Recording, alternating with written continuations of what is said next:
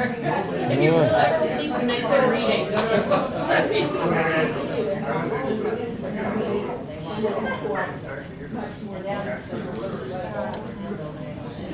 I'm just shocked. Yeah, I knew that something How are you?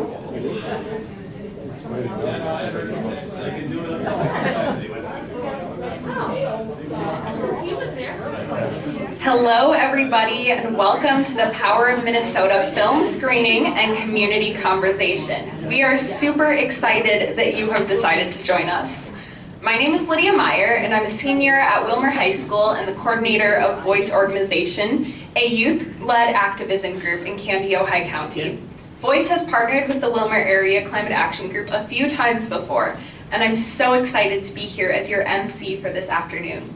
I'm 18, and the reality of climate change weighs heavy on my heart every day. But with events like this, celebrating what we've done and looking forward to our future, my heart feels a little lighter. Willmar Area Climate Action Group, our host for the day, seeks to take immediate local action to address the urgent issue of climate change and empower our community to support broad-scale solutions. One of these local actions lies in making climate education programs like this available to our area and community. I'd like to thank our partners, Willmar Area Climate Action Group, the library, and the Clean Energy Resources team for making this event possible. And Waltz for the popcorn. And Waltz for the popcorn. Before we start, a few things. Please sign in if you haven't had the chance, and make sure to grab some popcorn, cookies, and drinks. The bathrooms are out this door and to the left if you need those at any point during the afternoon. Today we're going to open with the viewing of our selected film, The Power of Minnesota. I'd like to invite Dan Thede up here to introduce the film.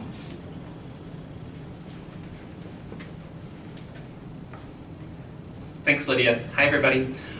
So, The Power of Minnesota. We see lots of facts and figures, right? 25%, we have some of them up here. 25% of Minnesota's electricity now comes from renewable energy. There are 61,000 clean energy jobs now in Minnesota, from energy efficiency to solar to wind. And there's $14 million worth of tax revenue from wind energy alone going to Minnesota counties, townships, school districts. So it's a big deal, no longer a nascent industry in our state, and sometimes you hear those facts and figures and they kind of go in one ear and out the other, and you think, gosh, that's cool, okay, that seems beneficial. But it's not as sticky as stories and hearing people's personal experiences. And so not everyone can come into a room and listen to their peers talk about solar and EVs and energy efficiency. We're lucky enough to be able to do that today. But we created a short documentary called The Power of Minnesota to try to help more people hear some of those stories behind renewable energy. And what you'll see in the film are not necessarily individuals taking action like you'll hear about after the film, but it's more of a big picture of the industry and the benefits that solar and wind are providing, and some of the folks who are involved in the industry.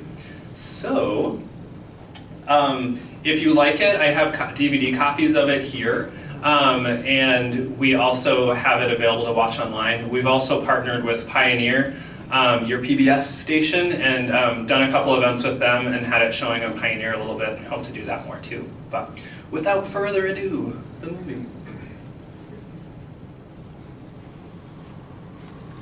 I'll get the lights. Thank you. When I think about renewable energy in Minnesota, okay? I think about tremendous potential.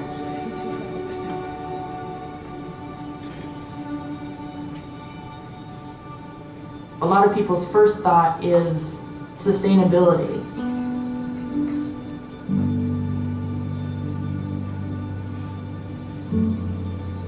And that's important, but this is something that makes financial sense. I think we've come far enough that we can see how it will work. We saw the birth of a new industry. We know it's a really important driver of a new economy. If provides jobs in Minnesota. It gives us more control over our energy. It brings us together. It helps us connect with our neighbors. Minnesota has really positioned itself very well to continue to lead in the renewable energy space. We've got the best chance to show that it can work, it will work.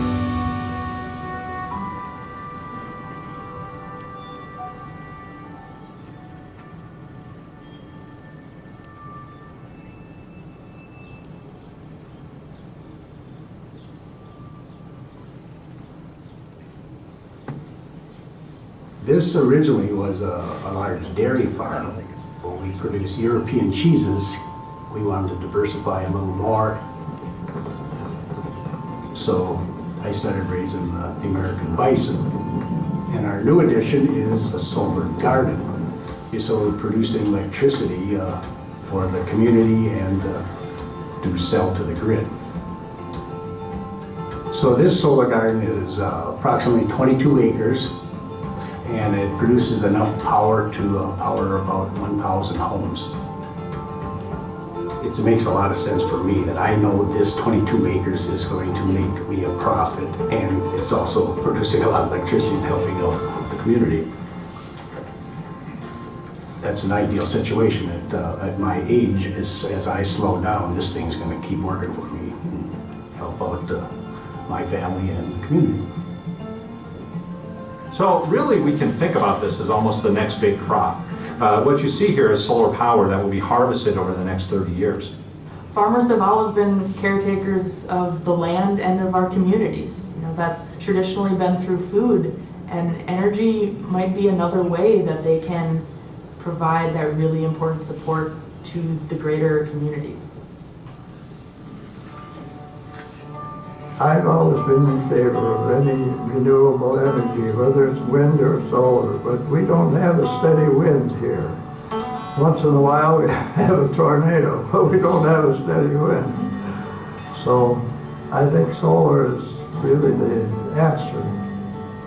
We were offered this opportunity to put solar on our land, and we decided to do it would be beneficial to everyone.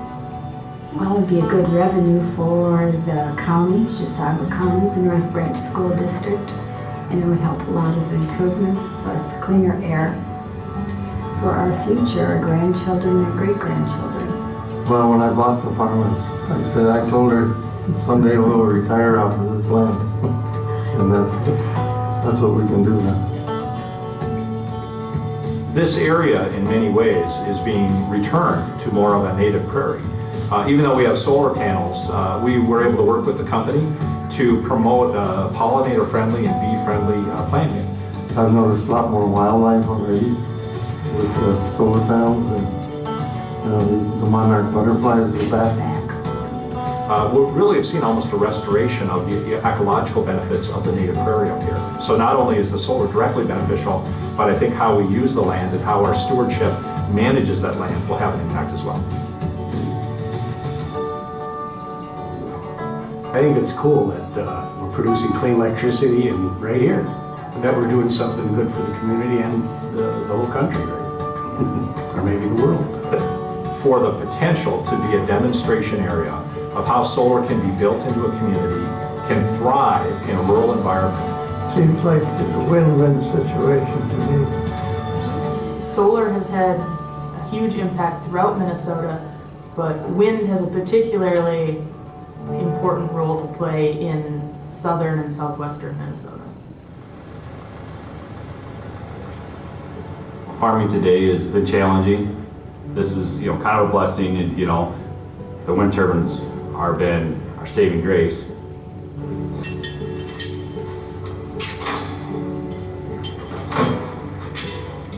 My great grandpa moved up here right before the Depression, 1920 and stuff. So we've been here we're working on 100 years probably, and set our roots here, and I am fifth generation farmer here. There's upticks and downturns in business, and with new challenges, every day you adapt and have to correct with the market and be flexible. And these wind turbines are a great example of that, to try to keep as many dollars coming into the farm as you can,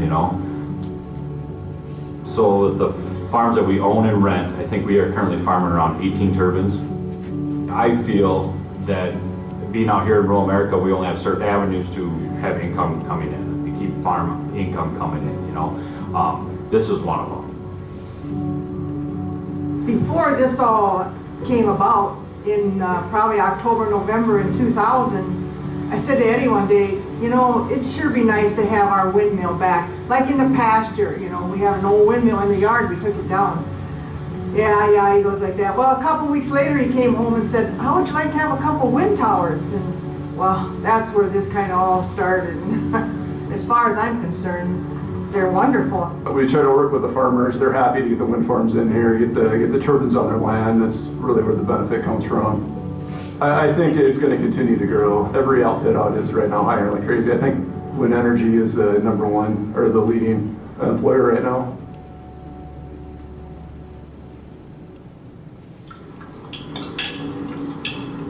Guys, we're going to start here today. Just make sure as you're climbing, you can inspect the tower as you climb. Jack, you'll be the first one out. The demand for wind energy technicians are quite big. We can't get enough students in for the job prospects out there. Chances are for them to climb a ladder to get to a top pay scale will be in a short time. I love being on the tower. It's like a whole new world up there. Like you can literally see everything. So it's great. We all love it up there.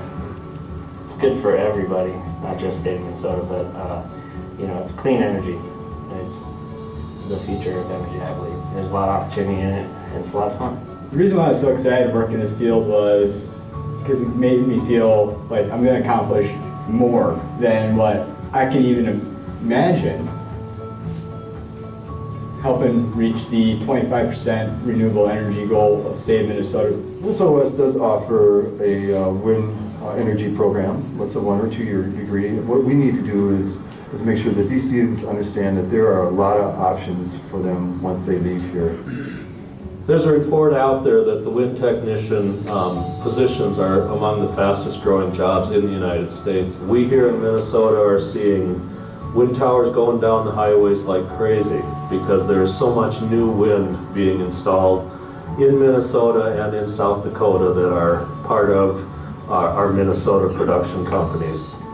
The economics of building it now has gotten to be so much more competitive. And that's why you see, for instance, Excel investing in billions of dollars putting up new wind. That innovation, that excitement that's happening in renewable energy is pretty important to our economy. Over the last 5 years, renewable energy has added over 2,000 jobs. It's about 2 times that of other industries in Minnesota.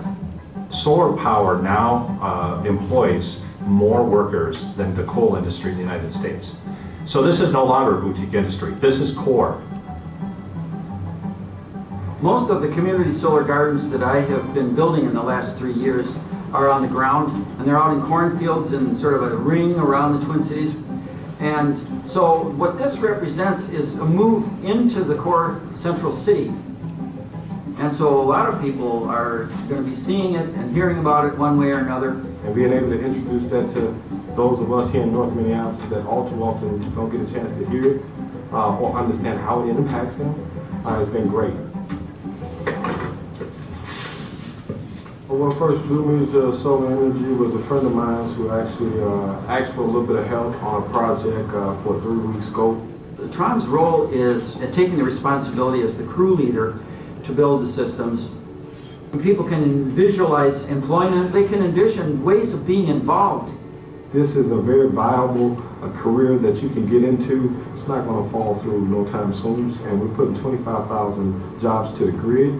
So maybe, hopefully, we can get a chunk of that for those who are struggling with finding jobs, struggling with trying to find a career. It's a big market. I would like to see a lot more diversity in the market as well.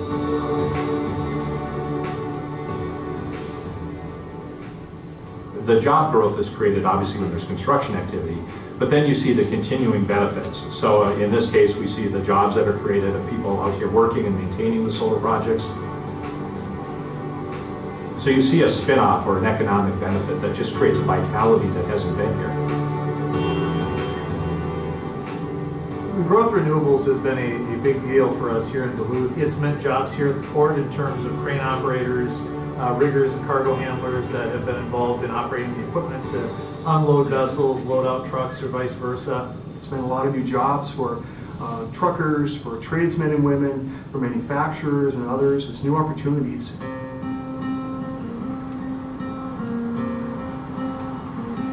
ATS started transporting wind in the early 2000s. Really at that time we saw the birth of a new industry, and we saw an industry that was poised to grow very rapidly. So we made some strategic investments into equipment, and that helped to position us to become the market leader in wind. We transport about 1 out of every 3 wind loads in the U.S.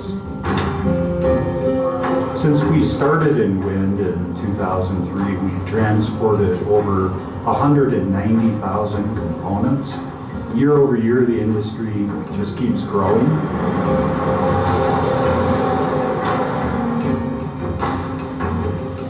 It's also a way for the trucking industry to get involved in more of a green aspect of the world. We, are not typically a green type industry, so this is our way to give back. There's a lot of local companies in Minnesota, like Blattner, who have all invested into the wind industry, and they're creating jobs in Minnesota. Blattner is a renewable energy company working in wind and solar and power delivery. Here in Avon, Blattner has about 200 employees on a full-time basis.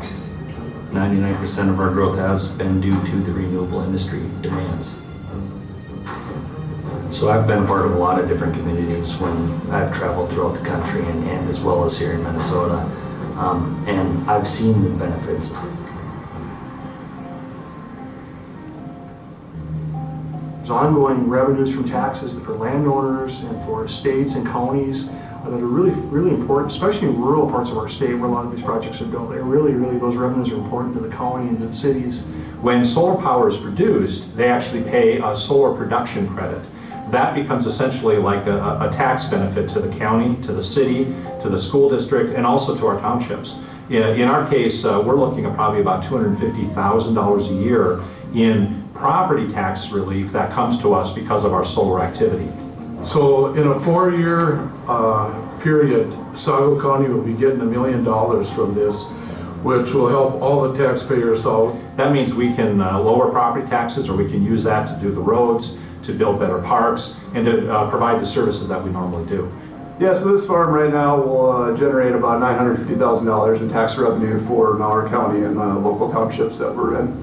Even as you drive down I-90, you can see that they're redoing bridges, repaving roads. A lot of the county and township roads are getting redone too. New community centers for communities, small communities that can't afford it otherwise. New computers for all of the school systems that I've seen directly installed in the schools. New fire trucks for communities and some of the larger projects. It's meant a significant amount to us here in terms of the economic development in our region. The recent growth of renewable energy in Minnesota sort of shows itself in a lot of different ways. In addition to impacting our economy, you have that investment in the environment. And so being able to think about how we do things in a more healthier way, in a more sustainable way, that has driven a number of opportunities in the state. There's this idea in Anishinaabe culture of always thinking in terms of 7 generations ahead and taking care of them, even though you might not meet them. That's an operating philosophy of why we're trying to make all these changes more towards sustainability, because we want to make sure that the resources that we have now are still available to our future generations. Duluth is indigenous land. This is our traditional homeland, and this area has a lot of spiritual significance to our people. And I think the whole emphasis on our traditional values, it's a natural fit to talk about sustainable energy. So the American Indian Community Housing Organization is an umbrella of different services that are provided to the community. We do housing, we do supportive services. And then we also have a lot of programming that happens here at Gamaji and the Paulus Cultural Center. A little of this, a little of that, get a jar over there and put it in a sunny window. We've really been incorporating more sustainable practices, and so it's just another one of those things that makes you think a little bit about, well, where are we getting our energy from? Plants need water, right? They need water, they need nutrients that are in the soil, but then they need sun, energy, right? And we can use it to make electricity, which is what's happening with these roofs right here. Minnesota Energy Power and Light is an organization that exists to bring the faith voice into climate change and also to bring climate change action to faith communities. And this looked like a fantastic site to show that intersectionality of helping your community, helping the environment. The solar panel itself has opened this space for us to start thinking about other things as well and about what else is possible. What else can we do? Minnesota has a lot of potential. Renewable energy is going to continue to grow. We know that. It is the future. It's something that I can say without any reservation, and it's something I'm proud to be a part of. So, I mean, I think that most people that participate in, no matter it's the landowner, whether it's the developer or utility, I think deep down everybody can say that they're proud to be a part of something that they know is good for everyone.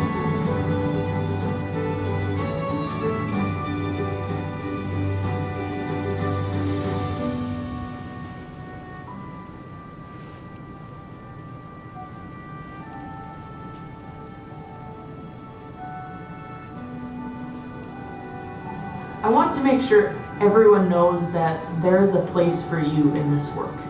This isn't just something for a few people who have engineering degrees or a few people who have thousands of dollars sitting around to do this. This is something that you can be a part of. This is something for everybody.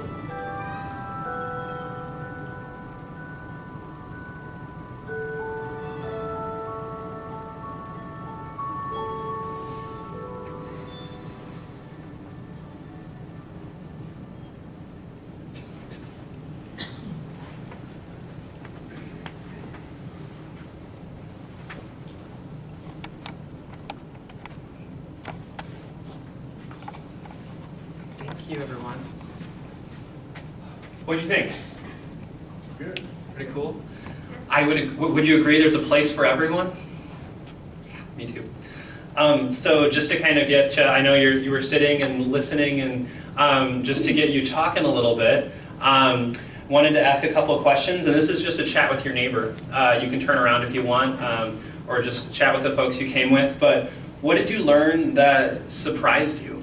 Anything that that you saw there that was like, oh, I didn't know that, or that's really interesting. So just a couple minutes. Go for it. The number of jobs. It's back apparently. Or the farmer will say like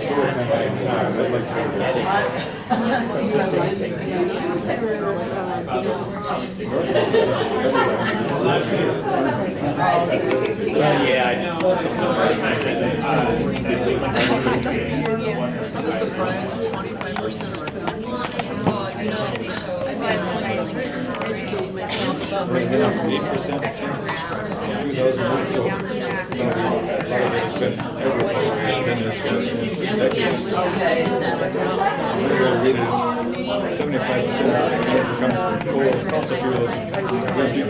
Yes, no, I agree. I became the teachers.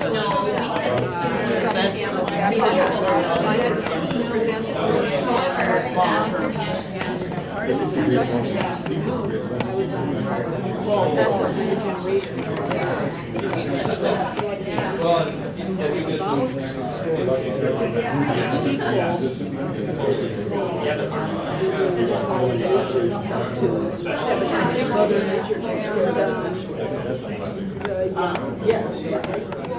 I agree.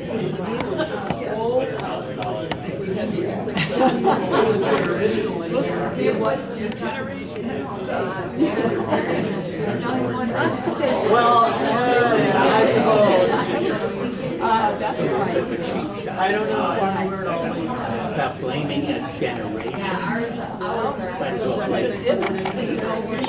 and our preceding generations are blamed. well, I think it's up to the generations. Because we were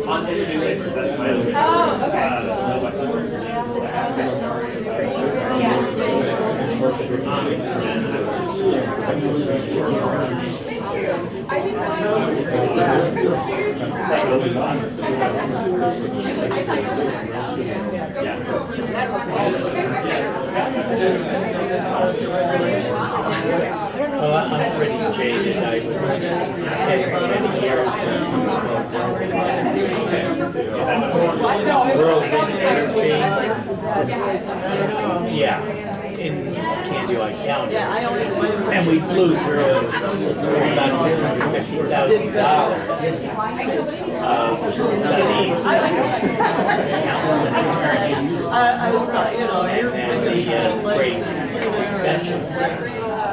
And the price of the contracts fell way below what was needed. So we pulled the plug But like I say, I'm surprised that between years that wind energy is back. And I have records on the studies we've done.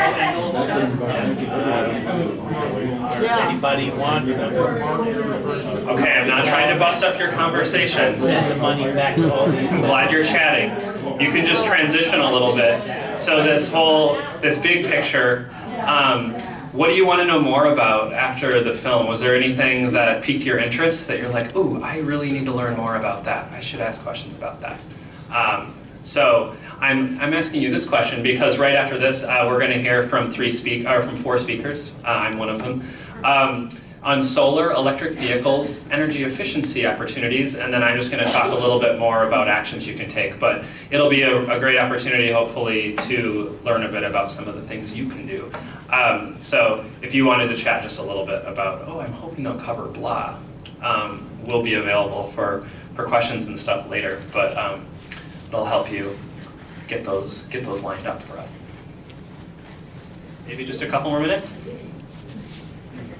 What's the attitude of the state regulatory agency? Our experience was they were just trying to protect themselves. Department of Commerce or which Yeah. one? Commerce Affairs represented really well. With our governor saying, you've got to do this and get everybody done. Getting back to public. They have to use the effort against that's great.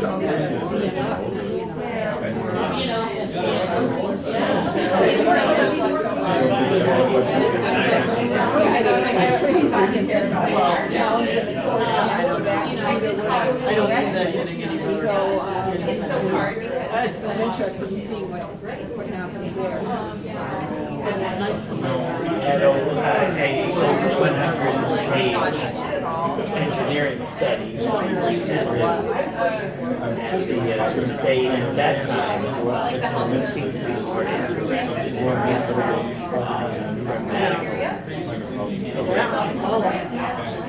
that was the only thing, but that irritated me certainly. And we wanted them to allow us. We ran into some trouble with the bird battery cameras and weather events. And so we wanted them to allow us to have the public presentation additional time doing another bird bat study next year. Bird and bat. Yeah, I'm having trouble talking to Gary because I'm old. Oh yes, no questions about it. But you have the position. Well, it's such a matter. Reduce it where possible, so you would avoid flight.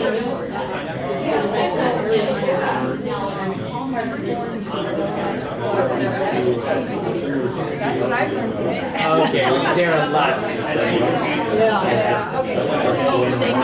Microwave study.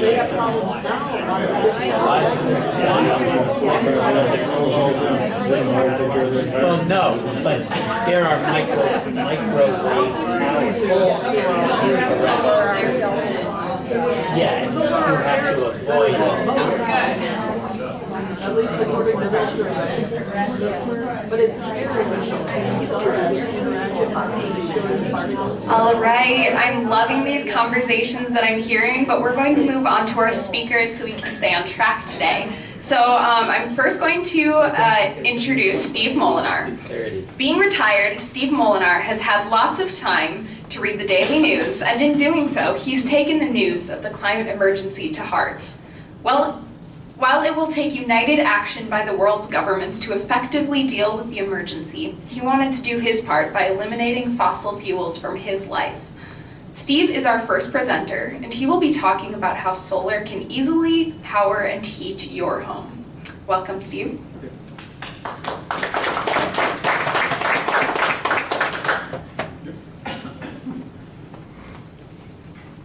My PowerPoint up? It's the next slide, yep. There we go. So, my name is Steve Molinar. I'm here with my wife Jennifer. Solar can both power and heat your home. And how many of you have thought about installing solar panels? Thought about it, but Several hands, okay. Until this year, we hadn't considered it. But because of the climate emergency, I predict that within 5 or 10 years, most all of you will be using solar power. And I'll give you a short outline of how to get started. First of all, get an estimate of how much power you need and determine if you're limited by available roof or land space.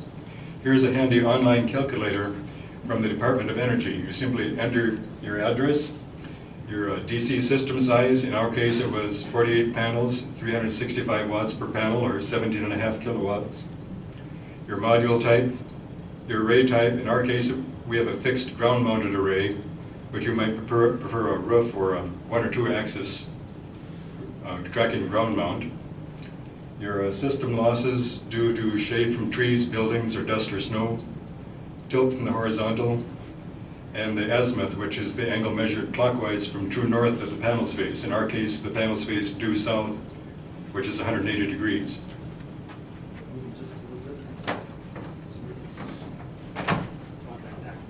Okay.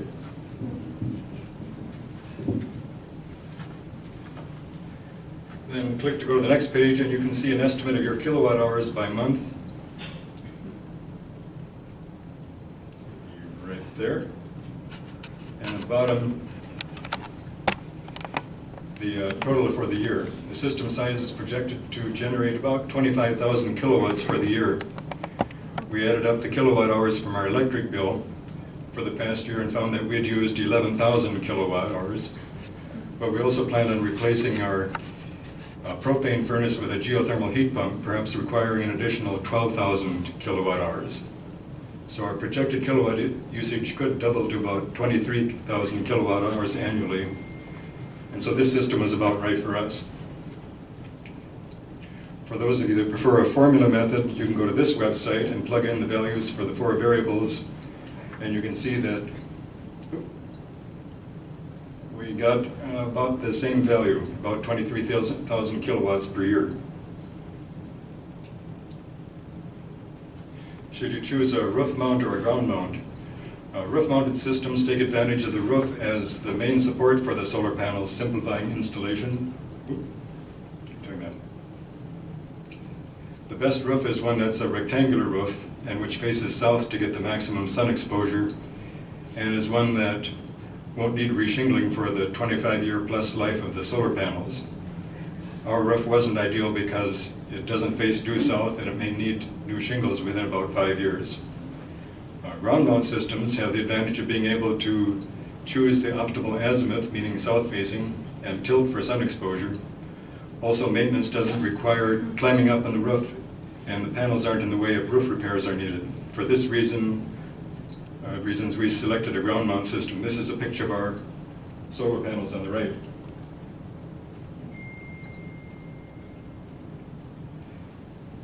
get at least 3 quotes because some installers are taking advantage of the strong demand for solar panels and are charging thousands of dollars more than others. We chose a 17.5 kilowatt DC ground mount system from Solar Spark Energy Consultants and a Barris EC consisting of 48 solar panels, 2 Solar Edge inverters, and OMCO solar racking. Total project cost was $55,000, about $3.15 per watt. This total includes the cost of the county's building permit and the co-op's interconnection fee. But the 30% tax credit brought this down to $38,000. And Barris's John Eiley says that for larger projects he can get down to as low as about $2.30 per watt. The highest quote we got was $16,000 higher, so do get multiple quotes. Other resources that might help with finding an installer are the Minnesota Solar Guide and Clean Energy Resource Teams.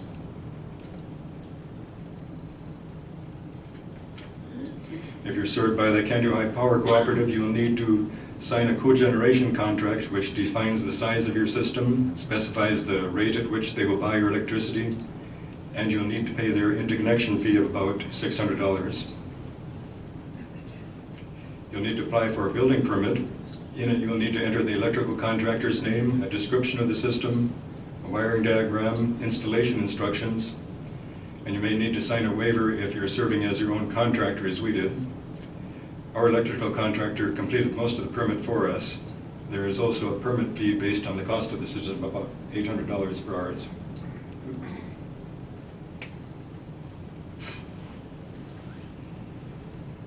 You'll need to choose a panel manufacturer. The California Solar Equipment List includes over 300 manufacturers, but the Renewable Energy Test Center's guide can help you choose. Their report concludes, for 2018, 2 manufacturers are recognized for demonstrating high achievement across indicators in all 3 categories of reliability, performance, and quality. RETC congratulates LONGi Green Energy Technology and Panasonic for their respective performance in the 2019 edition of the Photovoltaic Module Index. And we chose the LONGi brand, which was also recommended by our installer. With all the contracts signed, installation began with the driving of the 6 pillars that you see with the pile driver, and all the racking was installed on the 6 pillars.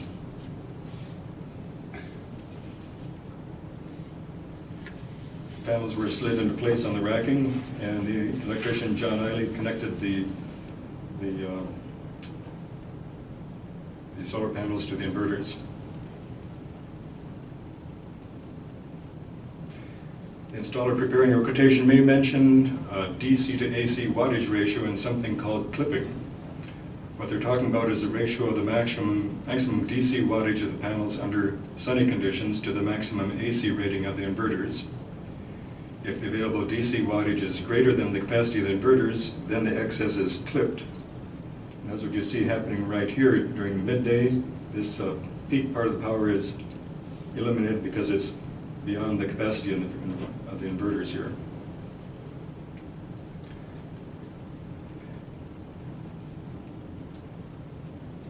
Around noon, when the sun is highest, the available DC power exceeds the capacity of the inverters and the excess is not used. It's recommended that this ratio be somewhere between 1.15 and 1.6 for the greatest efficiency. And whoever's doing the installing will probably calculate that for you so they get that right. You'll need to choose a line side or a load side connection to your utility. We chose to connect ours to the load side of the Candy High Power Co-op's meter. With this choice, we pay the usual retail rate per kilowatt hour from the co-op, and any surplus we produce makes the co-op's meter run backward, and that surplus is sold to the co-op at the average retail cooperative energy rate, which is about 10 cents per kilowatt hour in 2019. For the privilege of connecting to the grid, the co-op charges a $41 per month meter fee, plus if we produce more power than we use, the co-op will charge us a grid access fee of not more than $16 a month.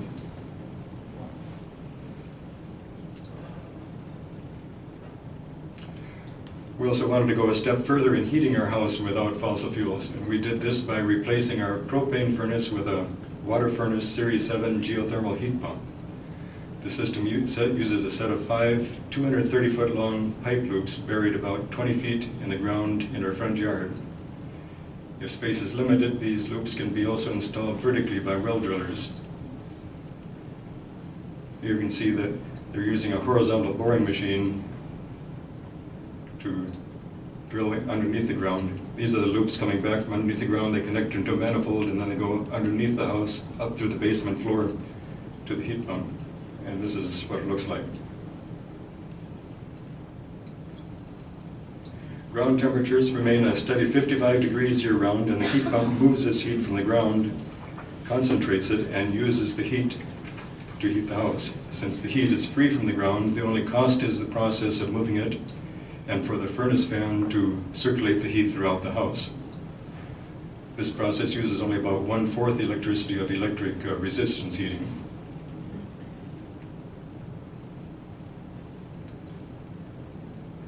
The solar panels come with an app for a cell phone or a laptop so you can see how many kilowatts your system is generating.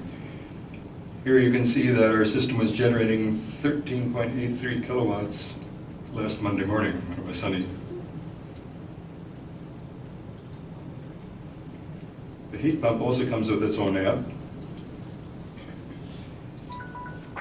That tells you how many kilowatt hours it's using to heat your house. Here you can see that the heat pump is using only a little over 1 kilowatt to heat the house. The highest it's gotten is a little bit just under 2 kilowatts. So even on cloudy days, the solar panels provide more than enough power to heat the house. Here's a fun fact I heard from Neil deGrasse Tyson. The amount of solar energy falling on a square meter of the Earth's upper atmosphere is called the solar constant, equal to 1,400 watts per square meter, and which is enough to illuminate 100 LED light bulbs continuously.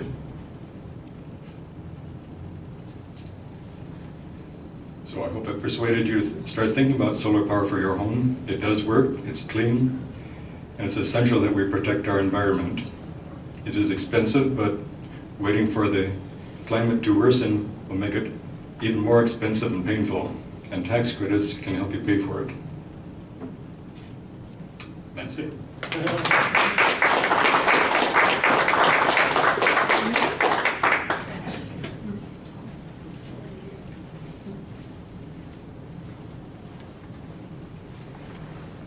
Thank you, Steve. I'm going to introduce our next speaker, Matt Baumgartner, who was raised in Olivia, Minnesota, and lives there with his family.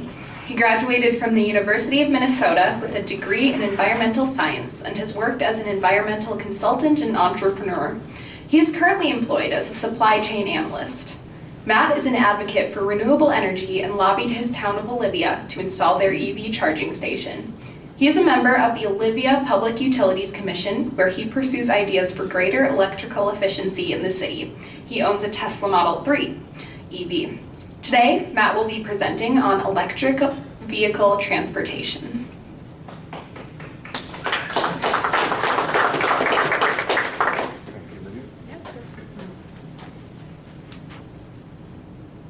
So today I'm going to be talking about electric vehicle transportation, and there's something I'd like to say about it. You know, there's a lot of things to be worried about in the future, but electrical vehicles aren't one of them.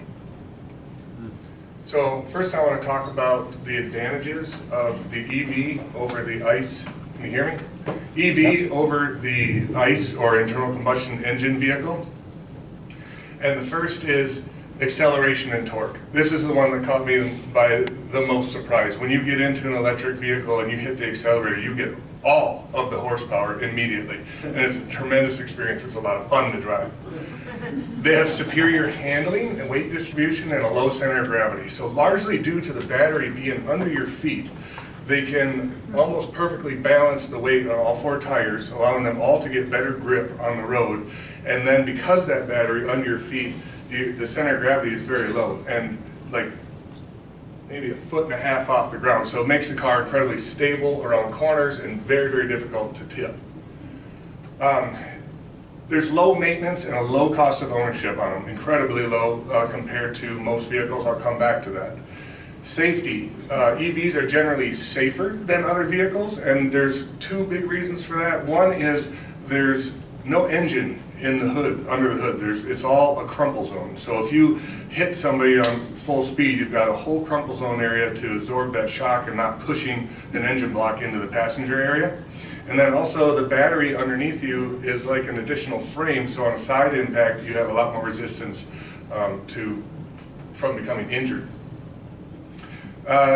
Over-the-air updates. This is something that's pioneered by Tesla, but every other manufacturer is really chasing them now and developing their own over-the-air software updates. And it keeps making your car better. So since I've owned my Model 3, there's been 3 or 4 major over-the-air updates that have made the car better. It's so strange to wake up in the morning and your car is better than when you went to bed the night before. Adjustable driving options. Because it's almost more appropriate to think of EVs like the Tesla as an iPhone on wheels, and because it keeps getting better, you have all these options. So you can customize your driving experience to what you like best. You can make the steering wheel perform more like a Buick, really nice and loose steering, or like a sports car, so it's really tight and harder to turn. You can make your acceleration everything available, or chill it out, and that mode's called chill mode. And also, I project that we're going to have excellent resale on the EVs, and there's a couple of reasons for that. I'm not the only one saying this, but it's projected to have better resale than the Toyota Camry. And that's because you have very low cost of ownership, and then they don't break as often, so there's lower maintenance costs. And because of that, the economics are stronger for the electric vehicle, and so you don't want to be the last one out there buying a gasoline-powered car, because by the time you come to get rid of that and upgrade, there's going to be fewer and fewer and fewer buyers for those ICE vehicles, and the value of your car will drop precipitously.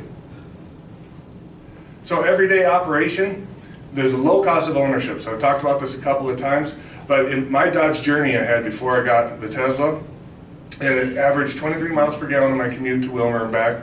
I was averaging $2.50 a gallon, and when you do the math on that, to push the Dodge Journey down the road a mile costs 11.2 cents. When I ran the same calculation with the Tesla using electricity, it cost 2.5 cents to push the car a mile down the road. That's a big difference. Home charging versus stopping at gas stations. It turns out I really don't miss stopping at gas stations at all. I can still stop and get a pack of gum if I want, that's all fine and good, but my typical driving is I leave work, I come home, I plug the car into the dryer outlet that I installed in the garage, which is 50 amp 240, and I go inside and have dinner, and I go to bed, and I wake up in the morning to a full tank of gas, right? That battery's charged all the way up. And so every day I'm full. Because Olivia gets over 70% of its power from the Yankton Dam, South Dakota, that's hydropower, that's carbon free, and because our family pays $3 a month to get renewable energy for the rest, my transportation is 100% carbon free, which means a lot to me. You can integrate solar to it, and so you can take greater advantage of your production and push that into the car, and all that does is just continue to drop your cost of ownership. And the supercharger network, while supercharging is not a part of my daily operation, for a lot of people it is, especially on the West Coast where they have the most concentration of EVs. And they stop at them like a regular gas station, plug in for a while, get the charge they need, and take off on their way again. And there's always been this debate a little bit like the chicken and the egg of what needs to come first. Do you have to build the infrastructure for the electric vehicles in order to be comfortable buying one to drive it, or do you need to have a whole bunch of electric vehicles on the road to demand that the infrastructure be built?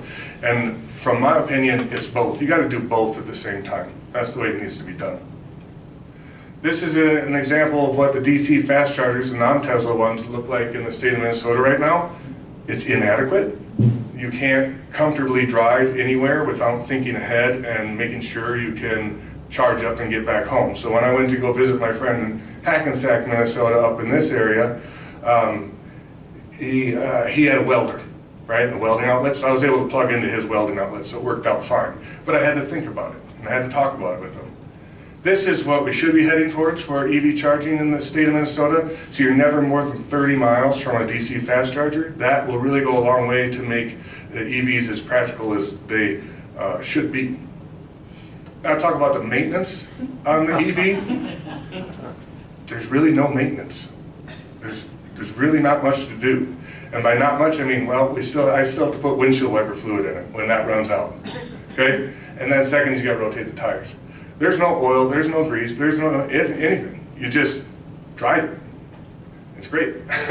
And some of the reasons for that is there's an order of magnitude less moving parts in the EV versus regular ICE vehicles. So your typical car you see has a 2,000 moving parts, while your EV has 200. And when you're looking for things to go wrong, you're looking at the moving parts to break first. Battery care, you typically want to run your car between 20 and 80%, and that will maximize the battery life. My Tesla is supposed to get 300 to 500,000 miles of use out of the battery before it be degraded to the point where it needs to be replaced. But there's novel technologies in there that basically really help you do that without thinking. Like you just set the computer to say, don't charge past this point, so you don't have to worry, but just plug it in, that's it. There are cold weather drawbacks. So this is my first winter driving an EV, and so I'm learning a little bit about it, and you do lose range in the winter. Part of that is because the chemistry in the lithium-ion battery is slowed down a little bit, and it kind of locks away some of the capacity, which you get back as you drive and it warms up. But I've seen, or my experience, that most of your range loss comes because there's no waste heat in an electric vehicle, whereas 80% of the energy in gasoline is wasted as heat. And so harvesting some of that is just free.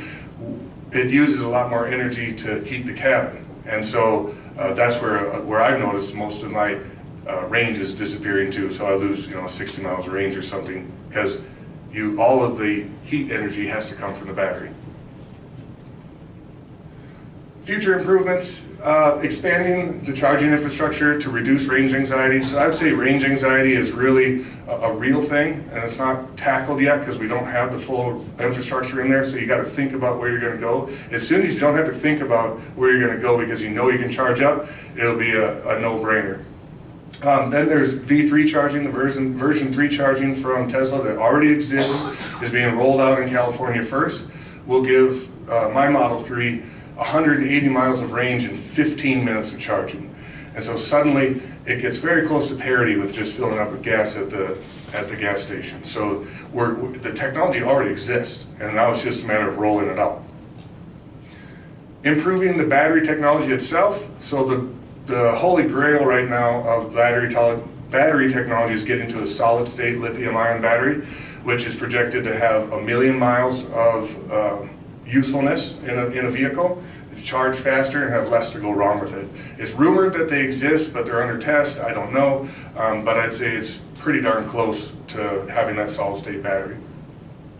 Recycling worn-out batteries. I think you can recycle the lithium-ion batteries now. You certainly will in the future because the value of them is so high, and I think there'll be businesses and markets opening up for recycling of the lithium-ion batteries coming from EVs.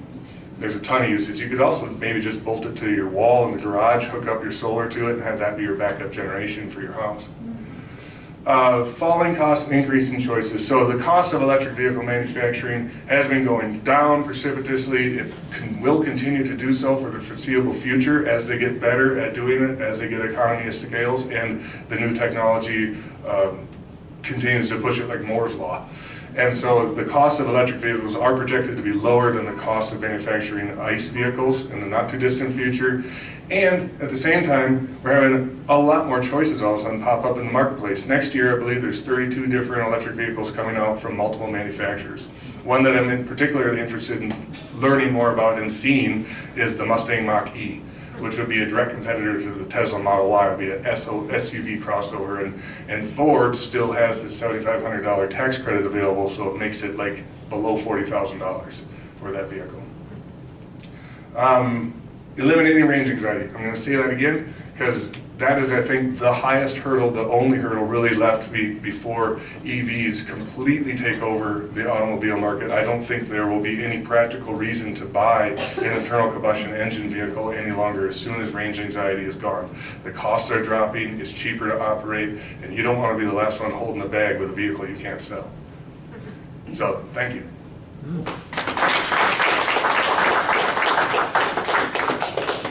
And your car's here today? Yeah, if anyone wants a ride, I'm happy to give rides. Yes? What you paid for your Tesla? What can pay for it? What did you pay for yours? Well, I bought the dual motor one and the long range battery. So with tax, title, and license, it's $55,050. But then I got a $3,700 tax credit too that I'll be taking advantage of. You'll be able to ask a lot of questions later at the panel. Okay. Thank you, Matt. Michelle Moratsky is the Safety Officer and Energy Services and Marketing Representative for Willmar Municipal Utilities. She has been a resident of Willmar since 2005, about the time the 2 wind turbines went online. She enjoys talking to Willmar residents and businesses about the benefits of Bright Energy Services program through Missouri River Energy Services, and really enjoys it when she can give Willmar Municipal Utility customers some money back for energy-saving projects. Michelle has a Master's of Business Administration from Southwest Minnesota State University, Marshall. She and her significant other have 3 grown children and 3 spectacular grand fur babies. Welcome, Michelle. We hate that term, by the way. Thank you. He would kill me if I used that term, grand fur babies. So thank you, Lydia. As she mentioned, I am with the Willmar Municipal Utilities, and I'm actually going to take this out because I don't do well when I have to stand in one place. And I could talk far longer than 10 minutes about anything, but we'll stick with about 10 minutes here. So the first thing I'm going to mention is that we have a lot of different programs from an energy services standpoint. One of the most simple things is the fluorescent light bulb recycling through the Candy, Ojai County Household Hazardous Waste. This is a free program that Hazardous Waste works with us on. Willmar Municipal Utility customers can stop out there and bring your old light bulbs out there. That way they're not ending up in the landfill, they'll be recycled, they'll be taken care of, and you don't have to pay for it.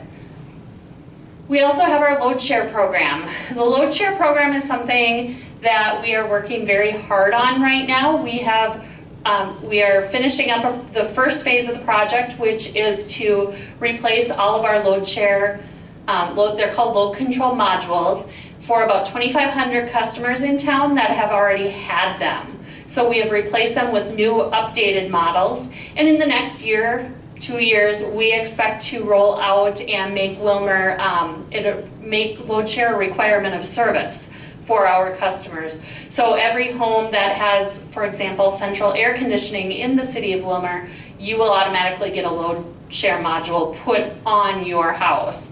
What this means, it's a big change, and other communities do it, but what we do with load share, the water heater program, we typically run, you have your off-peak. So the water heater program, that will remain voluntary, just to back up a little bit. And you do get a credit on your bill for participating in that if you have an electric water heater.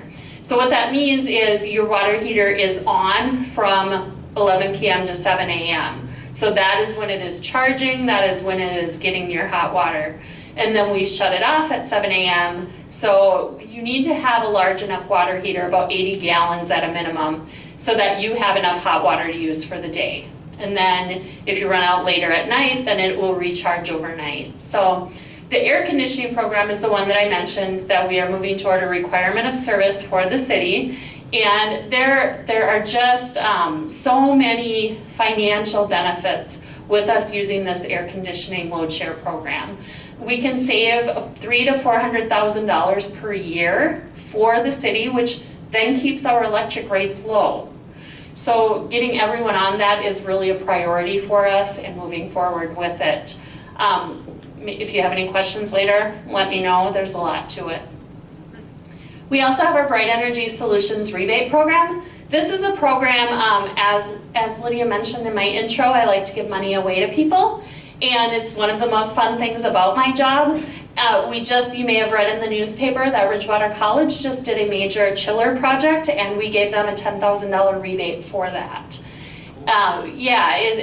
They spent a lot of money to replace an old chiller that was getting out of service, and we were able to give them some back.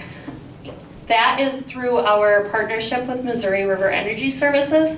We became a full member of them on June 1st of this year. So that is one of the benefits we have with them, is working with some of these programs. Next, I just want to mention our power supply mix. I left some of these out on the table out front. If anyone wants to take one, you sure can. What this does is says exactly where the energy that serves Willmar is coming from. You will see, where is the pointer? There we go. All right, so for example, coal is still here, 23%. You may know we have made the decision that our coal plant will shut down. We have not used coal to run our power plant since January of 2018. However, we have used it, we've been maintaining it, keeping it up, all of the things we need to do because it is designed to run. And we've been using natural gas when we have to run it.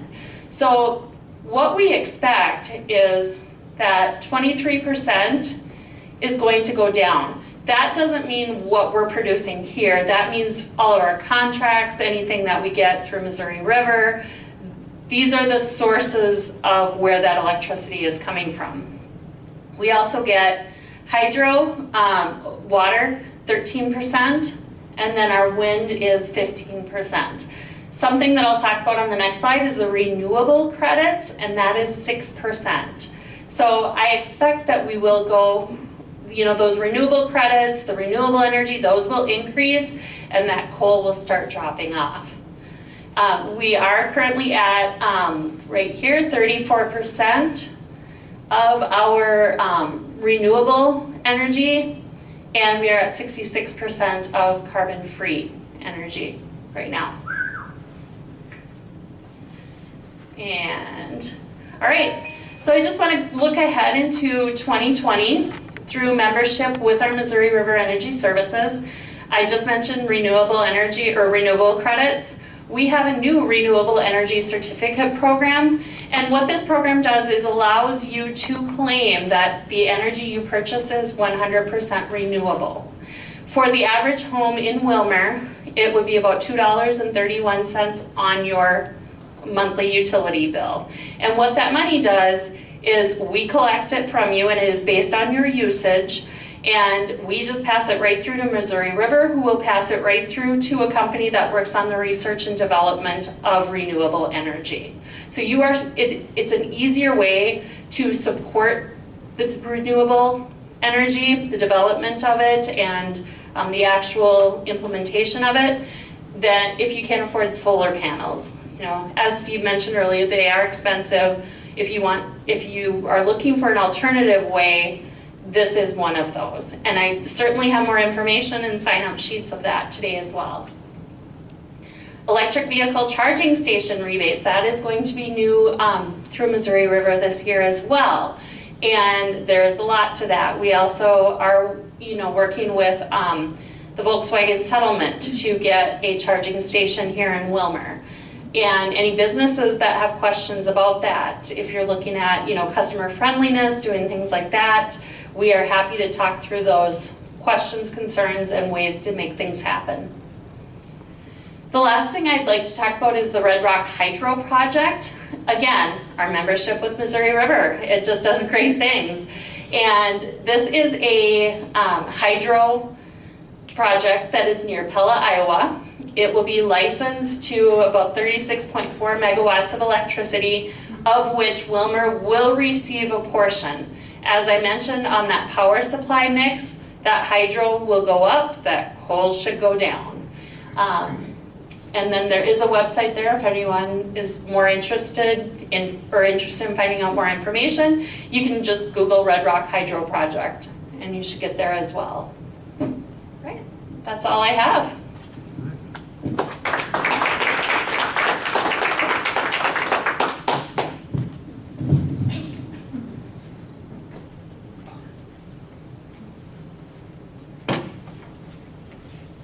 you.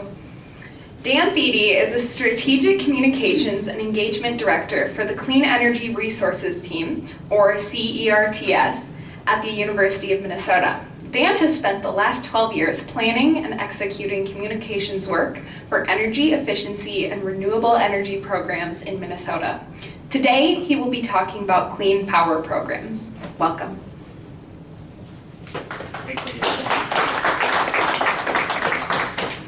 Hey, so Clean Energy Resource Teams, we're a group that really tries to connect people with energy efficiency and renewable energy resources to help you explore project ideas, to do more in your own life, maybe at your business, or more broadly in your community. We partner a lot with all sorts of different folks to make that happen, and we're willing to provide all sorts of tools and technical assistance as well.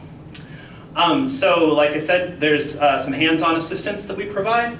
We also have a lot of stuff on our website, so you can see what are those next steps for installing solar, from having the idea to celebrating your home's new renewable power source, as Steve just got to do. And then we try to host all sorts of learning opportunities, from events like this one to other sorts of meet and greets and lots of other stuff on our website. We try to meet people where they are, so we're never going to go and say, here's what you should do now, because we said so. It's very much where are you at, what are your ideas, and what works for you. We try to convert people's learning into doing, so we think that even taking small actions is really important, and once you get something done, it makes it that much easier to even do something else next time. And then we try to make sure, as you saw in the documentary, that people really feel like there is a place for them in this work, whether you're coming to clean energy because of your passion for solving the climate crisis, or you're really excited about the economic development and cost-saving opportunities, whatever it is that brings you to renewables and energy efficiency. If you're just really excited about the acceleration in those electric vehicles, whatever it is, we are here to help. And I won't go into too much about us, but we also have a seed grant program. So we give out little bits of money to projects, and I'll show you a little bit more on that in a sec. And we work all across the state to help people save energy. So Jake, can you raise your hand? That's Jake Selseth over there. He is your West Central CERT coordinator. So he serves this area of the state and can really be a resource for you. But as you can see, we have folks who live and work all over the state who are sort of our boots on the ground, helping people, partnering with cities and utilities and helping people move forward. So these are the counties that Jake is charged with serving. You can see Willmar just kind of right in the middle of the region there, and these are just a couple pictures of projects that we've worked on in the area. One of the seed grant recipients actually here in town was the Barn Theater in Willmar, and we helped them do a lighting project a couple years ago. So if you've been in that facility anytime recently, you're getting to appreciate some of those LED lighting upgrades. We're all about energy efficiency, renewable energy, and electric vehicles. So I'm not going to dive too deep into the resources that we provide, but you can find those on our website, and you can talk to me about all that later at our table back there. But we're also just really about people, and we think that there's a lot of power in connecting with one another, and often if we don't know something, we know who does. So we like to help make those introductions. And we really work with everybody and have resources out there for just about any audience or group that might be interested. This is just a little shot from our website, which was recently redone, so it looks good on your laptop or your desktop and also on your phone. So head to cleanenergyresourceteams.org to find a lot of good stuff. And the most popular thing right now that we started about a year ago to this whole clean energy jobs thing, 61,000 people in Minnesota now. We kept getting people sending us jobs, like, oh, here, how can I post this? How can I let people know about this?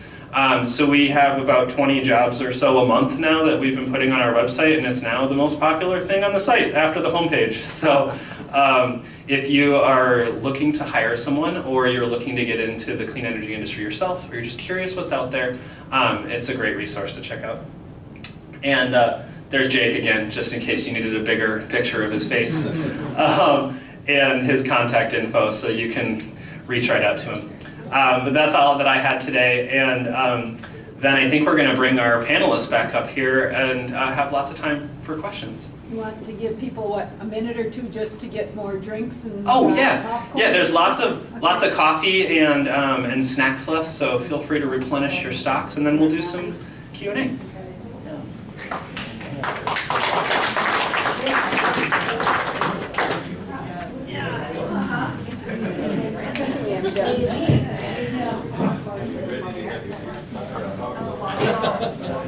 You're in the Willmar class.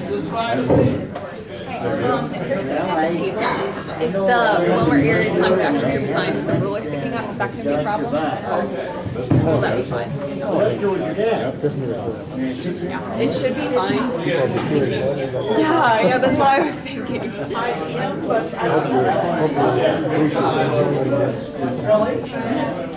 Love that. Maybe I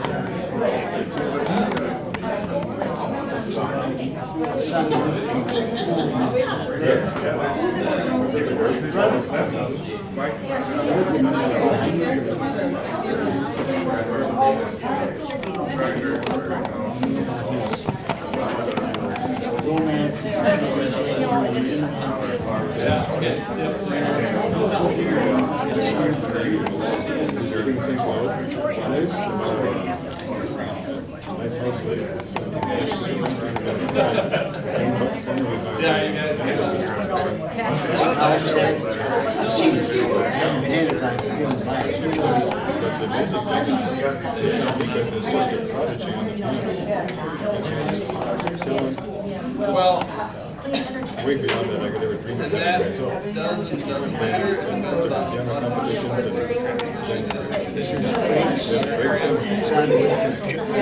on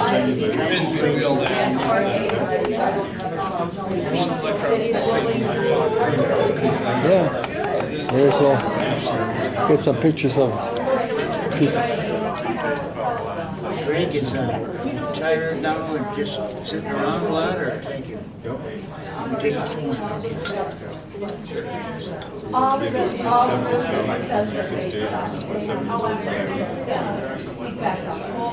Just the two of them. older sister too. She lives out in New Jersey. Since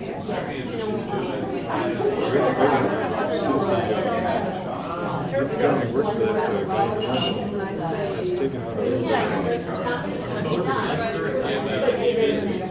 bringing some of these conspiracy news Right.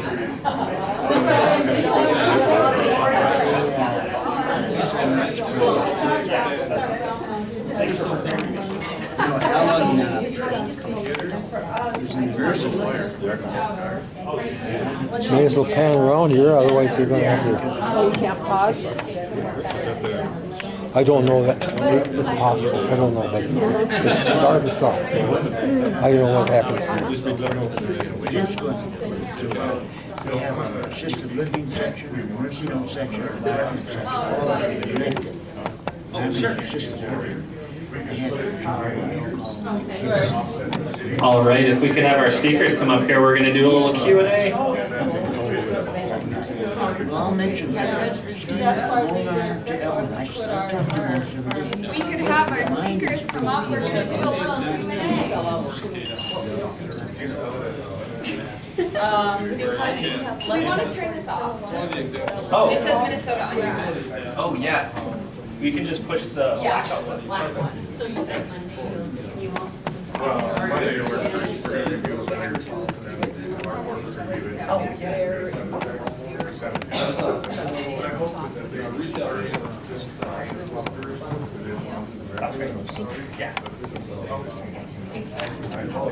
All right. Who's going to be sandwiched in the middle with me? looks like I am. All right. Feel free to spread out a little. So we're going to do a little Q&A, and we'll just try to repeat your questions so that everybody can hear it. And then afterwards, we'll invite everyone to come chat. I know there's a Sierra Club table, and the utility and I have some gear, and then I know there are folks from the Climate Action Group here too. And if you want to take a ride in the electric vehicles out there, or just kick the tires, sounds like that's an option. It's fun to give people rides, and we can go slow or we can go fast. It's up to you. All right, who's got some questions? Go ahead. I guess I was curious about the incentives. Are these coming from the federal or the state level? The incentives or the rebates and that kind of thing to invest in Federal tax credit. So there are a couple levels. There's a federal tax credit. That's what Steve. We had a federal tax credit of 30% on the solar panels and also 30% on the geothermal heat pump, which really helped. So just to add to that, for example, within the Willmar Municipal Utilities area, with the geothermal heat pump, we also have rebates for that. So on top of getting your tax credits, you may be eligible for a rebate as well. And County-wide Co-op Power also had a rebate for $2,000 on our heat pump, so that also helps. How about for cars, ma'am? So up to 200,000 vehicles from any manufacturer is eligible for a federal tax break, but I think it's after 100,000 it gets cut in half, and then at another 50,000 it gets cut in half again, and then so it scales down. So Tesla has built enough cars now where after this month, I believe, they will not have any more federal tax breaks or credits available. But for companies like Ford, who really haven't built many, they still have lots left. GM has sort of wasted theirs over the years building bad EVs, just as compliance cars to try to bring down their fleet average. So GM is behind the 8 ball. Does it start anew for each model, like the Mustang, we get 200,000, the new Ford Mustang and all that? Only with legislation. So no. It should, I agree. We should lobby to have more tax credits to encourage the purchase of EVs.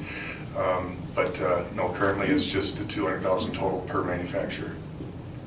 Some utilities are starting to do, and I don't know about Willmar, but starting to do like overnight charging rates and stuff like that for electric vehicles too. So there are some other incentives like that out there.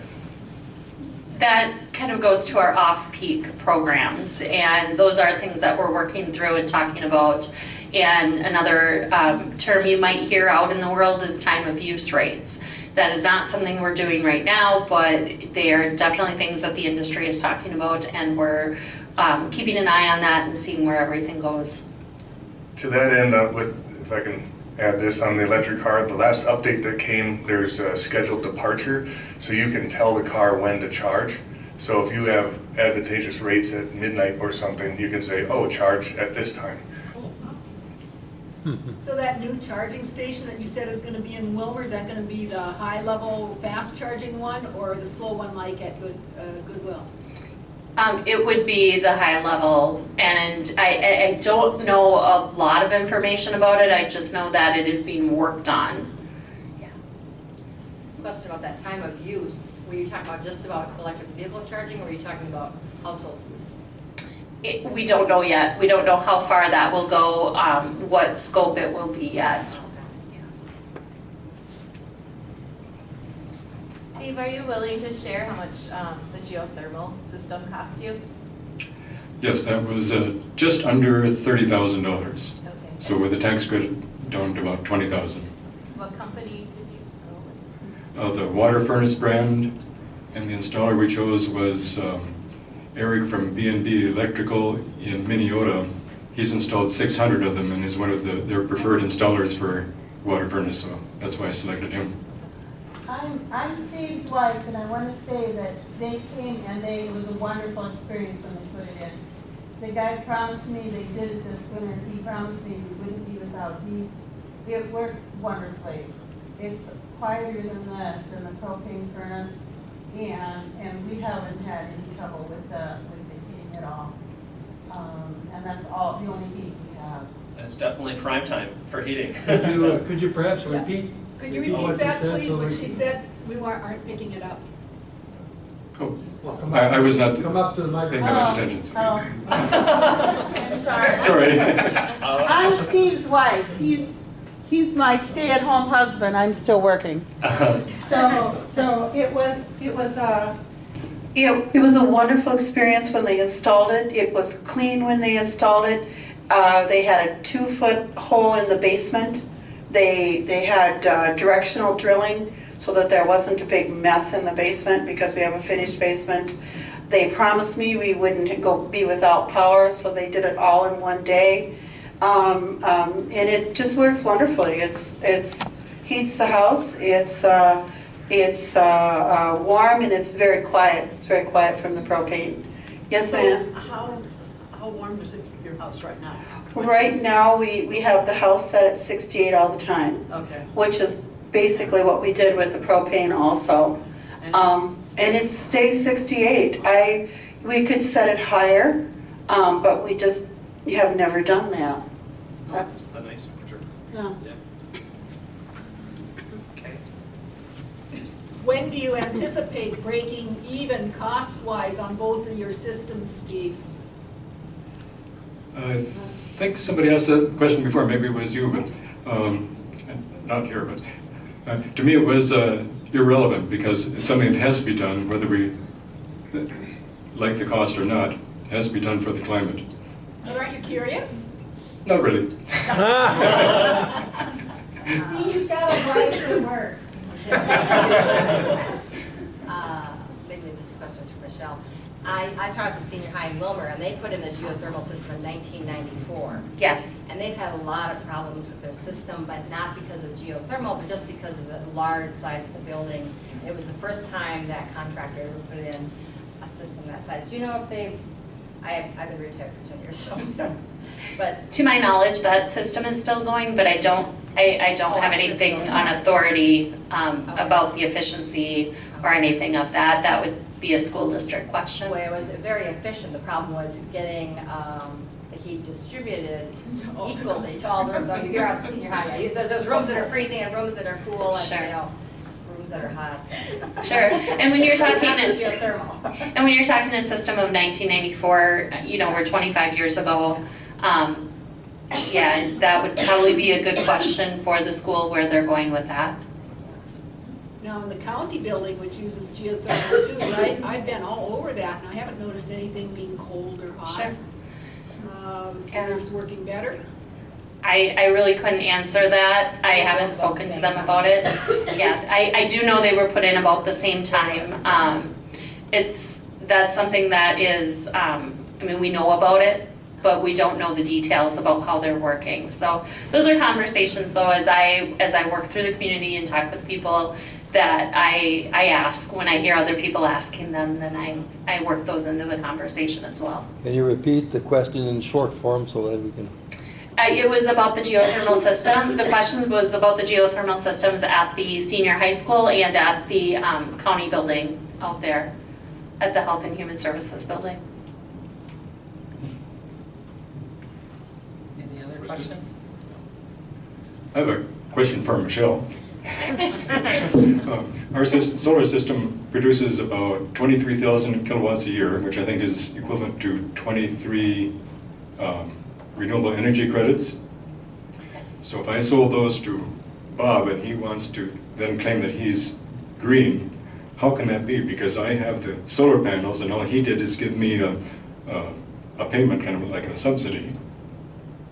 I understand your question. I don't know the answer to it off the top of my head. Yes. So you would no longer be able to say that you are solar powered. But I have the solar panels. True. You would be selling the solar, the renewable aspect of your project. You would just be generating electricity, and you couldn't say you were solar powered anymore. The same is true. So I subscribe to a community solar garden at my house. And we subscribe to like 8 panels of a much larger system. But one of the ways that those projects are financed is by selling the renewable energy credits. So I know that I have solar and that's coming to my house. That's a value that I'm feeling good about. But I can't say I'm solar powered because I know that I am not actually getting those renewable energy credits. I think it kind of goes to your difference between a consumer and a producer. So once you're a producer and you sell your product, you no longer lay claim to that product. The consumer does. But you do have more money because you've sold your Exactly. spot. So there's a financial Capitalism benefit right there there. for you. Yeah. Therein lies the business. Lydia, did you have a question? Yeah, so really for anybody who wants to answer, or all of you, what would you say is the best way to talk to, like the best form of persuasion to talk to people who are on the fence about climate change and making steps in their lives to reduce the impacts they have? Repeat the question, please. Go for it. I would say the question was, how do you talk to people about climate change? And I assume you're trying to change their mind? If they're on the fence, there's some people you're never going to change their minds. You have to figure out what matters to them and talk about it in terms of what matters to them. They won't care what matters to you. And for those who just refuse to accept the reality of climate change, it's been my experience, it's better just to walk away for now. You have to it's insane. I think I'd just like to add to that. One of the things that you can tell people is, for example, recycling. When we started recycling, I was a kid. We combed the ditches for pop cans. For us, it was a financial incentive, but it was also cleaning up the trash in the ditches and getting everything nice. That was just a little piece of it. As we move forward, I think renewable energy is our new recycling. What harm does it do to just help our planet out a little bit? The bigger projects, like Steve has talked about, those are huge and a big financial take on. But if you can do it, what does it hurt? But if you can help on a smaller scale, what does it hurt? It doesn't hurt anything.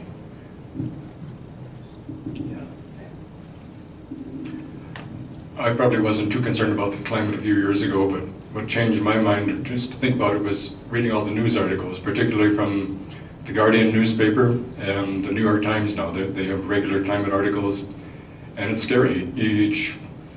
Just this week we read about the 1,100 square mile fire going down near Sydney, Australia. The oxygen in the ocean is being depleted because of the warmer temperatures. It'd be harder on the fish. What else was there? I forget. Every week there's 2 or 3 major articles. Yeah, the bugs. The bugs. Bugs. Bugs. Loss of the insect population. More bugs. Fewer bugs. Less good bugs. More bad bugs. I have just one response quick too. I think that it is really dependent on the person, and it's a really good question, and I think just trying to have those conversations is a good first start. And I watched a video of you, Lydia, actually, on the West Central Tribune's website before coming to this event, and you were so articulate on the same exact point. It's nice you asked the question. You should probably be giving the answer, but you said that there were little things everyone could do, no matter if they were fired up about the climate or not, like putting in LED light bulbs at your house and saving 80% of your lighting use. You now have the choice to get a great light bulb that looks no different than the one you had before, but uses way less energy. Same with the car you're driving. You have a better experience with no tailpipe emissions. Renewable energy now. Wind is the cheapest thing we can build in Minnesota, and solar is getting there. So the economics is so right for the choices that also help our climate. That it's really the direction we're going. So I don't know, I feel like if I run into someone who seems really fired up about climate change and they're kind of buying into the politicized notion that we're not causing it or whatever, or that they shouldn't care about it, I think that you can just let them feel that way and tell them that they probably have LEDs in their house already. I don't know, but changing hearts and minds is really hard, and I think that's one of the reasons we were trying to do some of this storytelling work. So I think the more that you can connect them with individuals and their personal experiences, the better. And as a youth, not to put any pressure on you, but a lot of parents recycle because their kids make them do it. So I think that there's a lot of power in having youth speak up and say, hey, don't trash our planet and stuff like that too. But. And if they switch their light bulbs out to LEDs, if they're a WMU member, stop by or go on our website, you can get an application, you get a rebate on the light bulbs. I mean, seriously. Yep. You know, I taught environmental science for many years and biology and chemistry, but I always had my students do something on conservation, and we always had Earth Day events. I thought the same time. And we always had them do a carbon footprint, and the EPA.gov had the best carbon footprint calculator. I don't know how many people still use that, but it tells you, and you can experiment to see if you change this behavior or change this behavior, how much does it affect your footprint? I was in Sweden for 3 weeks this summer visiting my Swedish daughter, and they are very conscious of what their carbon footprint is. And one of the things that they do consciously, many of the people that I talk to, is they change their travel. And they use mass transit, they choose to take the train instead of the plane. They're consciously doing this. But if everyone did a carbon footprint, looked at the size of their house, looked at their heating and lighting and everything else, but transportation is a big driver. And I think too that brings up, you know, your habits when your refrigerator dies and you go to buy a new one. It's not just the rebate, just get the Energy Star. Yeah. You know, those are products out there that have been evaluated and rated as being energy saving. So, you know, whether it's the washing machine, the dryer, the whatever it is, the light bulbs, the LED light bulbs, they have Energy Star ratings on them. Yeah. Lydia, coming back to your question, it's then you just, if someone refuses to believe it, that it's a problem, then just talk economics and concentrate on things that will help them. Jimmy Carter said that years ago. He said the only way the American public is ever going to conserve is if it starts to hit them in the pocketbook. I think from the reading I've done, conservation would solve a lot of our problems. Like taking fewer showers, turn the water heater temperature down, drive a small car like I've driven a Prius since '03. There's a lot of things we could do without too much effort, but you talk to people about doing those things, they don't want to hear it. She knows what I'm talking about. Conservation would solve a lot of our troubles, I think. What do you think? Yeah, I think that's true. It's just incredibly difficult to get the herd moving in a particular direction.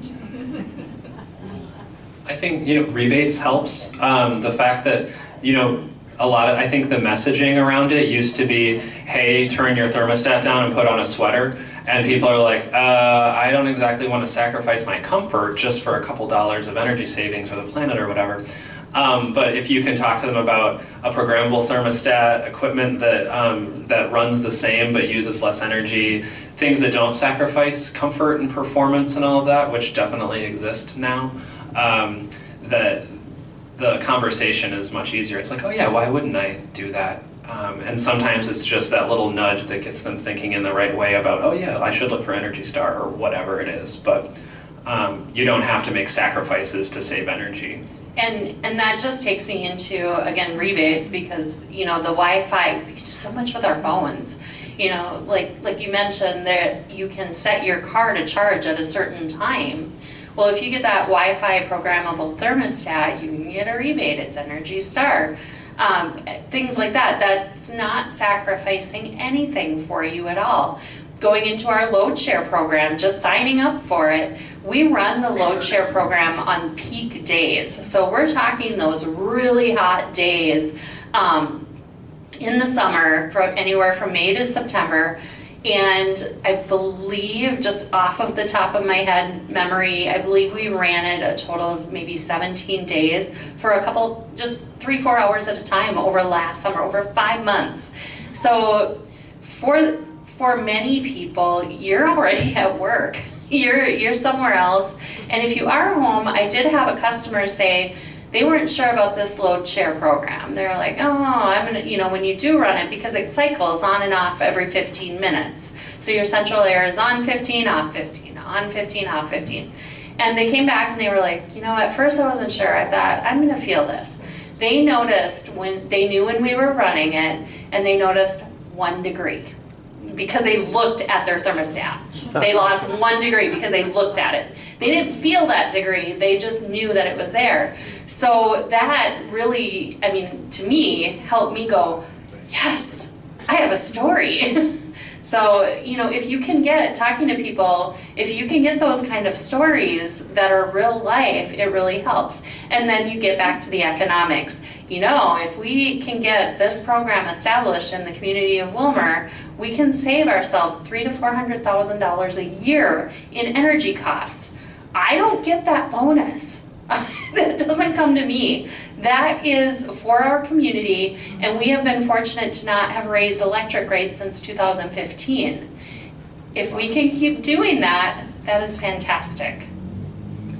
I can just say I participate in my utilities program like that, and so my air conditioner, it can be controlled, and I have a Nest thermostat that actually once in a while in the summer you'll go to turn the temperature down to cool a little bit, and it'll say that your air conditioner is being controlled right now, please wait a moment, and in like literally 2 minutes it'll turn on. So it's within like minutes, not hours, that you're without some sort of cooling that you feel like you need. So just to shave those peaks, Yeah, right?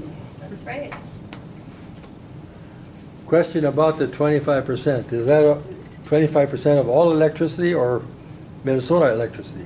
Yeah, so 25% of all of Minnesota's electricity currently comes from renewable sources, and so 18% of that is wind energy. I think 2.5% is solar, and then hydro and biomass make up the rest. Yep.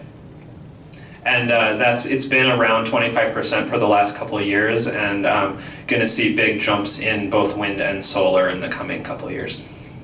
It's kind of like that power supply mix that I showed you of Willmar's is what Dan's talking about, the same kind of concept. Could you repeat those numbers? Willmar Municipal Utilities has 34% of its energy comes from renewable sources, and 66% of its energy is carbon-free. Just out of curiosity, has anybody ever considered incineration? Since we have a plant already, it wouldn't be popular because of the incineration, but the incineration of garbage, because Boston serves I think they still have their plant, and they serve a 5-county area up there, and it really saves on their landfill costs. And of course, I think there's the metro area too, and I know almost all of Stockholm is incinerating, and in Hawaii, places where they have to get rid of stuff, so.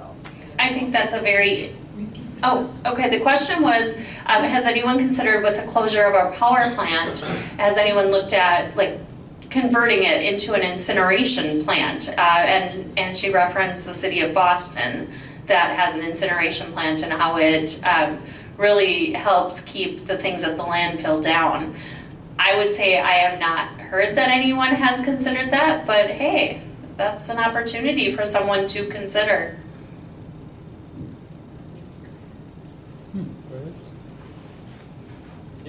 Nobody I've heard mention anything about nuclear power in this state. And I wonder what you think, where are we going with that? I personally, when it first came online, I was concerned about the effect nuclear energy will have on people. But I've gradually changed my mind a little bit. Because, for instance, the military, U.S. Navy and Army, they have a very good record, accident-free most of the time.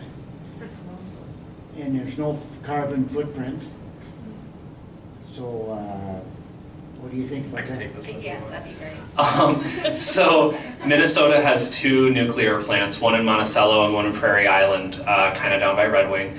They're both Xcel Energy plants, and I believe that they just put out their resource plan and they hope to keep those running for a while. They also have included in their new resource plan smaller modular nuclear reactors, and that's a newer technology. I guess it's smaller, cheaper to build, easier to maintain, but I don't know much about it at all, to be honest. But that's sort of the mix, and it is carbon free. Obviously, there's the waste to be dealt with. So I know that there's a wide variety of opinion on nuclear in Minnesota.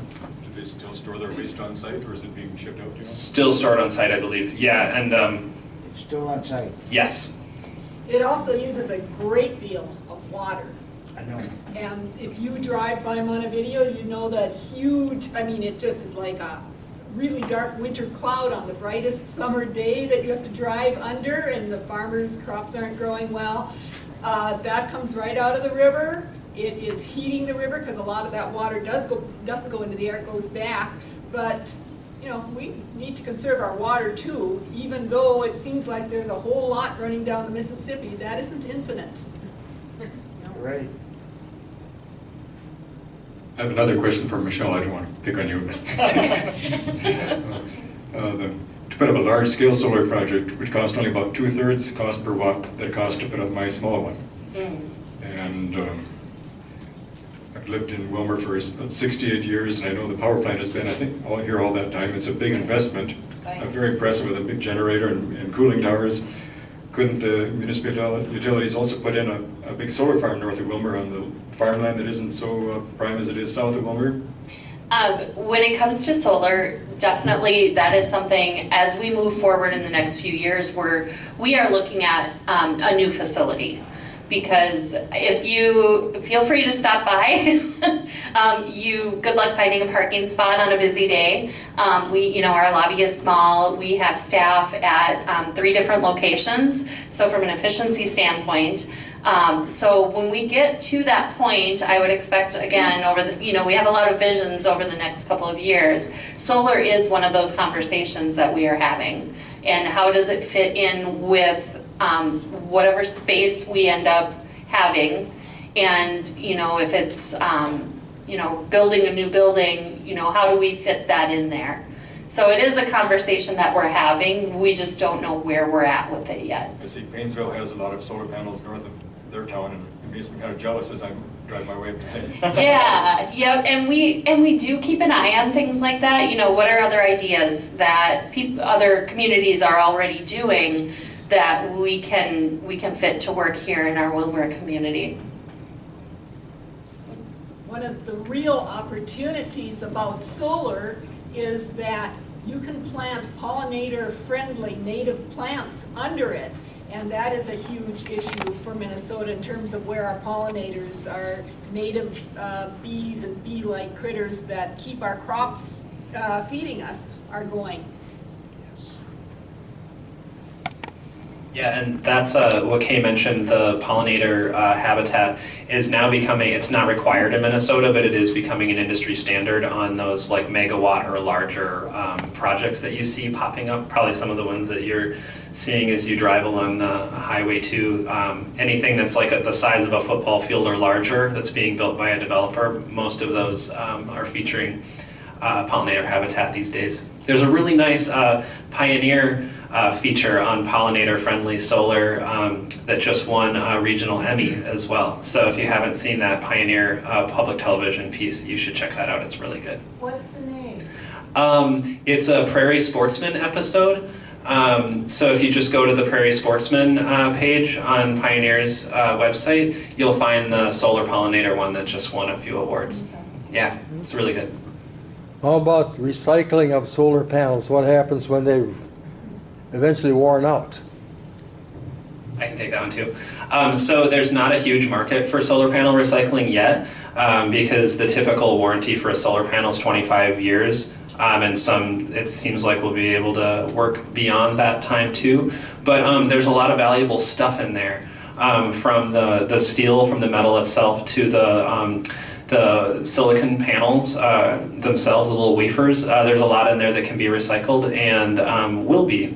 So it's valuable, I think. And the Minnesota Pollution Control Agency has been convening groups for a couple of years now, trying to put that recycling market together in Minnesota and seeing what exactly that looks like and putting some policies in place around it. And there are 2 or 3 companies in Minnesota and Wisconsin that are already recycling panels. And so I think that market will continue to grow. Did you want to add that? I was actually I was going to ask you a question about what causes the panels to degrade over time, because at the end of 25 years, then they're supposed to be at 80% efficiency at least. So what is it that's degrading in them? That's an awesome technical question for some. I know there is a D-rate, so like every year the production goes down a teeny bit, and I don't know if there's a nerdier person among us who knows that answer, but I'm a communications guy and I haven't absorbed that factoid yet, so. We do have a problem with lithium-ion recycling though, because the recycling center doesn't take lithium batteries. And I think maybe only Battery Warehouse takes lithium batteries? No, they wouldn't take them from me. They wouldn't? So who does take them?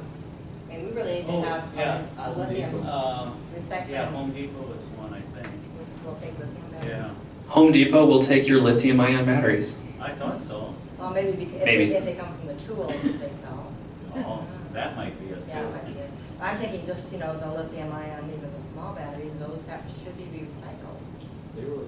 Well, every cell phone uses a lithium-ion battery. Great.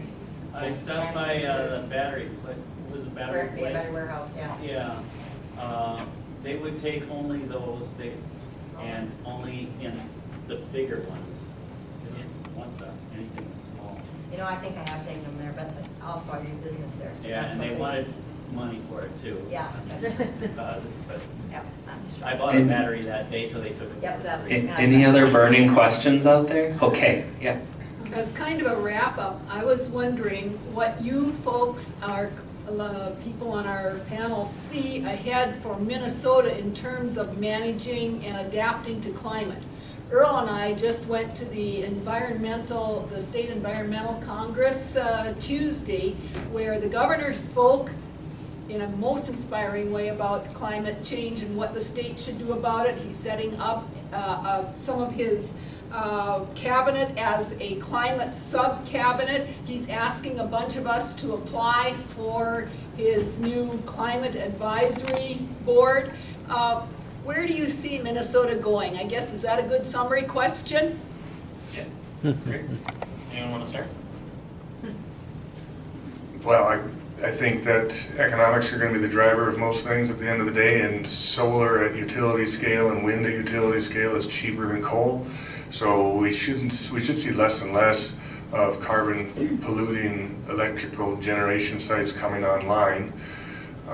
And I think that, I've already emphatically said, I think EVs are better than ICE vehicles, so we'll have more demand for electricity and probably more small production on site for people to use themselves. So I think we're moving in the right direction. I think it's going to accelerate. Nothing's fast enough.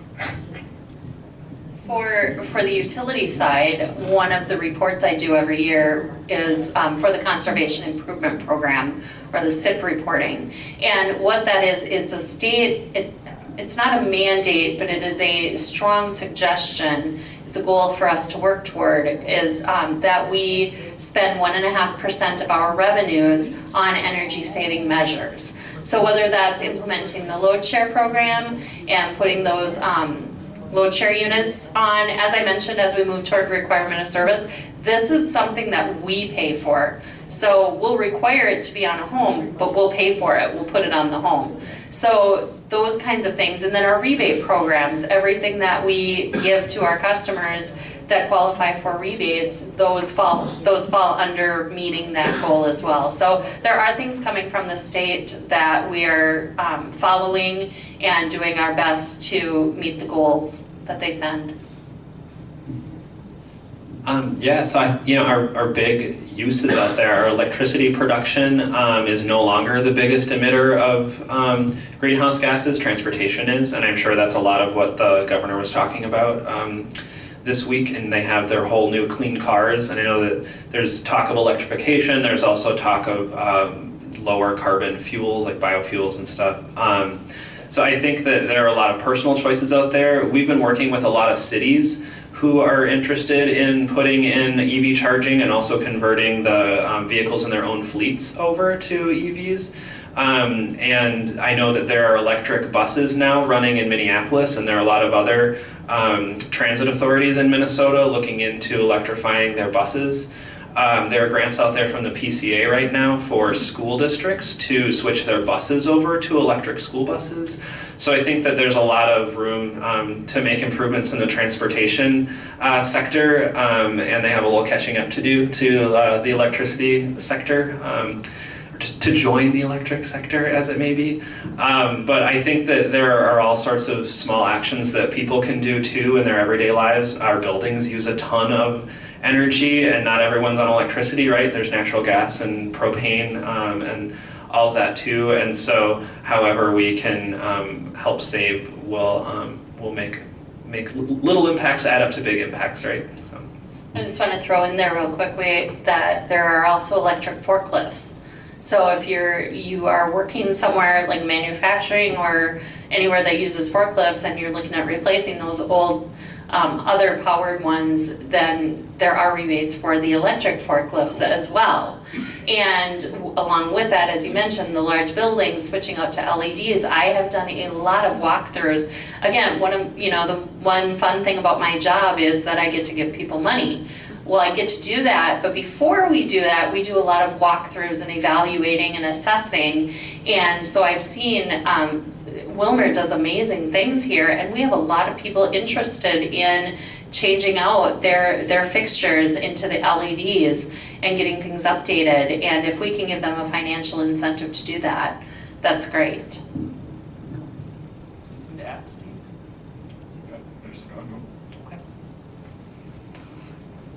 Do you want to wrap up, Lydia? Yes. Thanks to all of our speakers. Yeah, thank you so much to our panel, and thanks again to our partners, the Willmar Library, Willmar Area Climate Action Group, Waltz Gas Station, and CERTs. I'd also like to thank everyone in the audience for participating in our discussion today, and before you leave, please sign up if you haven't and would like to receive Willmar Area Climate Action Group emails. The group's climate education efforts will be in library displays at the Spicer Library in January and the Willmar Library in February. Be sure to check out these exhibits. With that, my job is done, but I would like to invite you to stay for a little bit and network with our speakers and the rest of the audience. Thank you and have a great weekend.